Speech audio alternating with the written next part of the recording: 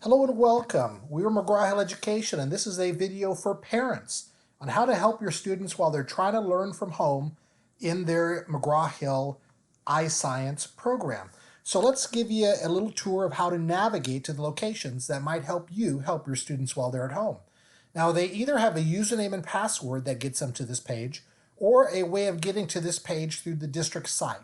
Make sure you ask your students what their username and password is, or how they get to this location where they find their McGraw-Hill Middle School Science program. To enter, I just click on the book, or I can click here, or I can click Launch. I'm going to click on the book in this case, and it'll take me to a site that looks like this. There's an ebook over here to the right, an ebook that students can access anytime, anywhere.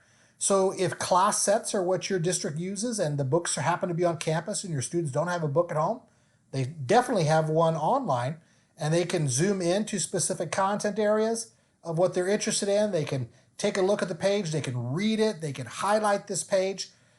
Anything that they can do in a book and even more is available here. Little annotations that they can make to themselves will be on the test.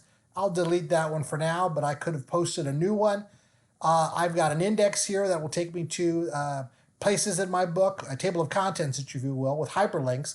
So let's say we're going into the cell, or maybe we were going into from cell to an organism. It will hyperlink me directly to that page. So don't forget the ebook. It's right up here in the upper right-hand corner of the page. But there are resources for each and every chapter and lesson that you might be able to use to help your students while they're working from home. So I go to the menu button in the upper left-hand corner.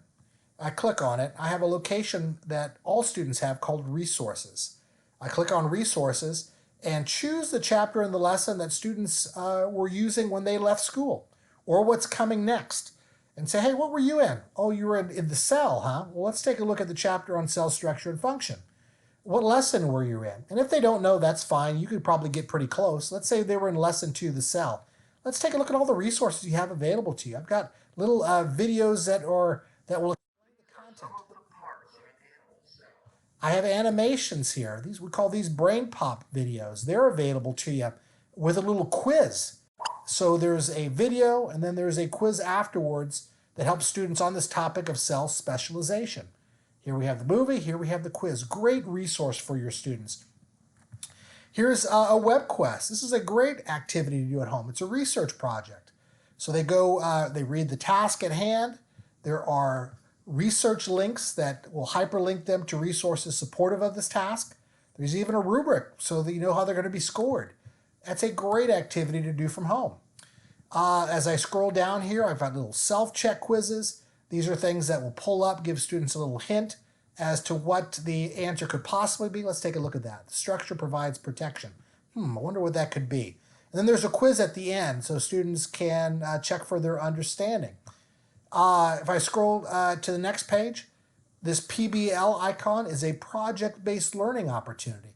Again, it's another research project. They're going to engineer a cell, and there is a presentation that they're asked to be able to do at the end.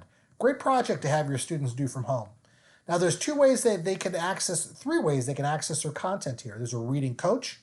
If I open up that, it's the same content as the book, but a lot cleaner, a lot more accessible. A lot of students that are distracted easily really enjoy the reading coach. Another tool is the reading essentials. It's similar to the content in the book, except it's, again, a little bit cleaner, a little bit different, a little bit more visual. It's a write-in version, so they can highlight and annotate this text. It's a really interesting read that's 2 to 3 grade levels below the textbook itself. So it's more accessible, it's more understandable by more students. And then we have a note-taking tool that's available to all students. Great resource to do from home. Now that's just one of the many resources here in Lesson 2. So I can access any of these. Are there little study guides here? Maybe you want to do a little drag and drop game with your students. We could do that together as a family or as a little learning community at home. I have a e-vocabulary game that I could choose to do. So I have all of these little interactives and print resources that I could use to support my instruction at home.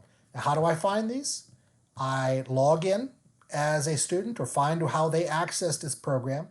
I access this program by clicking on the title or the book cover.